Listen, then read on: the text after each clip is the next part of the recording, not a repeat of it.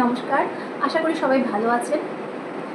তো আজকে বাচ্চাদের নিয়ে কথা বলবো। বাচ্চাদের সবাই র্যান্ডম অ্যাডভাইস দিচ্ছে, ডাক্তাররা, বিভিন্ন হেলথ অ্যাডভাইজাররা, যে বাচ্চাদের ফুড হ্যাবিট চেঞ্জ করুন, বাচ্চাদেরকে জাঙ্ক ফুড দেবেন না, বাচ্চাদেরকে বেশি মিষ্টি খাবার খাওয়াবেন না, বেশি সল্টি খাবার খাওয়াবেন না। তো হঠাৎ করে একটা বাচ্চাকে আপনি চেঞ্জ করে ফেলতে পারবেন না।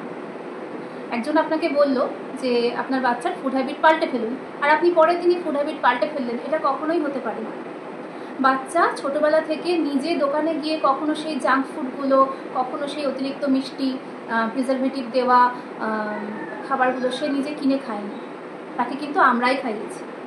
বাবা মায়েরা, আত্মীয় স্বজনরা সবাই মিলে এই বাচ্চাগুলোকে ভালোবেসেই সেগুলো এনে দিয়েছে। তারা তখনও জানে না যে জিনিসগুলো কিন্তু তাদের কতটা ক্ষতি করছে, না জেনে আমরা খাইয়ে গেছি। তো এখন যখন আমরা জানতে পারছি, হঠাৎ করে আমরা ওভার দ্য নাইট এই অভ্যাসটা চেঞ্জ করে ফেলতে পারি না।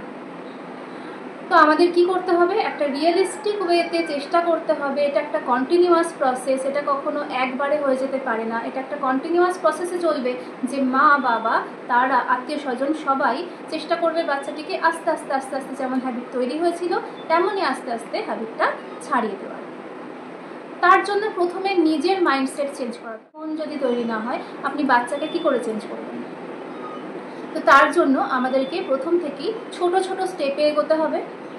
বাচ্চাকে প্রথম দিন থেকেই বায়না করলো আর আপনি বললেন যে না, এসব তোমার খাওয়া চলবে না, তাহলে বাচ্চাটার ক্ষেত্রে খুবই নেগেটিভ একটা ইম্প্যাক্ট হবে এবং সে সেটা ছাড়তে পারবে না। সে প্রচণ্ড বায়না করবে, কান্নাকাটি করবে, আলটিমেটলি আপনি তাকে দিতে বাধ্য হবেন। তাহলে কিভাবে এগোবো আমরা এগোবো স্টেপ বাই স্টেপ। মানে প্রথমে তাকে বিভিন্ন রকম ভিডিও দেখিয়ে বোঝানো যে সে যে কোল্ড ড্রিঙ্কসটা ধরুন কোল্ড ড্রিঙ্কস, সে যে কোল্ড ড্রিঙ্কসটা খেতে চাইছে সেইটা খেলে তার কি কি ক্ষতি হতে পারে। বাচ্চারা বোঝে, এই একটা সত্যি কথা আমরা বড়রা বুঝতে পারি না যে বাচ্চারা কতটা ম্যাচিওর আমরা জানি না। বাচ্চাদের যতটা আপনি বোঝাবেন বাচ্চারা ততটা বুঝবে, বাচ্চারা বোঝে। তাহলে তাদেরকে আপনি একদম লজিক্যালি বোঝান যে এইটা খেলে বাবা তোমার এইটা হবে। সে একটু একটু করে মনকে সেট করুক যে না, এই জিনিসটা আমি খাবো না, এটা খেলে আমার এই ক্ষতি হতে পারে। তারপর আপনি তাকে এইভাবে বলুন, বাবা তুমি তো জানো এটা খুব খারাপ, তাহলে তোমার কি খুব খেতে ইচ্ছে করছে? যদি খুব খেতে ইচ্ছে করে তুমি অল্প একটু খাও, ছোট্ট গ্লাসে বা ছোট্ট কাপে করে ওকে অল্প একটু কোল্ড ড্রিঙ্কস দিন। সে খেলো, তার মনের মধ্যে কিন্তু ওটা রয়ে গেল যে আমি একটা খারাপ জিনিস খেলাম।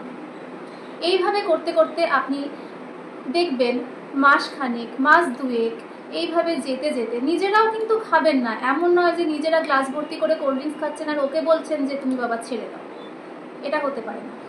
নিজেরাও ছাড়ুন, দেখবেন যে কয়েকটা মাস সময় গেলে সে বুঝে যাবে এবং আস্তে আস্তে তার ওই আকর্ষণটা কমে আসবে। সে নিজে থেকেই কোল্ড ড্রিঙ্কসের বোতলের দিকে আর তাকাবে না। যদি কেউ হাতে ধরে দেয় তাহলে হয়তো 9 মাসে 6 মাসে সে খেলো, 100 ml খেলো, ছোট্ট একটা গ্লাসে করে 60 ml, 100 ml, 150 ml সে খেলো, জাস্ট একদিনই। এমন নয় যে বাড়িতে ফ্রিজে কোল্ড ড্রিঙ্কসের বোতল রয়েছে, এরকম হলে হবে না। আগেই বলেছি ফ্যামিলির মাইন্ড সেট আপ চেঞ্জ করতে হবে। ফ্যামিলির মাইন্ড সেট আপ চেঞ্জ করে তবে আমরা বাচ্চাকে চেঞ্জ করতে পারবো। এমন একটা দিন আসবে দেখবেন যে বাচ্চা যদি একটা কোল্ড ড্রিঙ্কসের বোতল পায়, কেউ দিল, তো সে সেটা না খেয়ে কিন্তু ফেলে দিতেও দ্বিধা করবে না।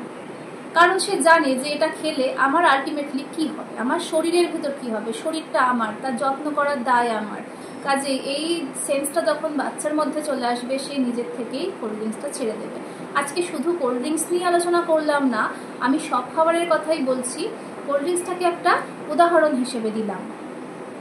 প্রত্যেকে একটু বাচ্চার কথাটা ভেবে, যেভাবে বলছি এইভাবে স্টেপ বাই স্টেপ এক একটা জিনিস ছাড়ানোর চেষ্টা করুন। দেখুন 1 মাসে না হোক, 2 মাসে না হোক, আপনি 6 মাসে অবশ্যই ফল পাবেন এবং সেটা আলটিমেট আপনার থেকেও বেশি আপনার বাচ্চার জন্য বেনিফিশিয়াল হবে।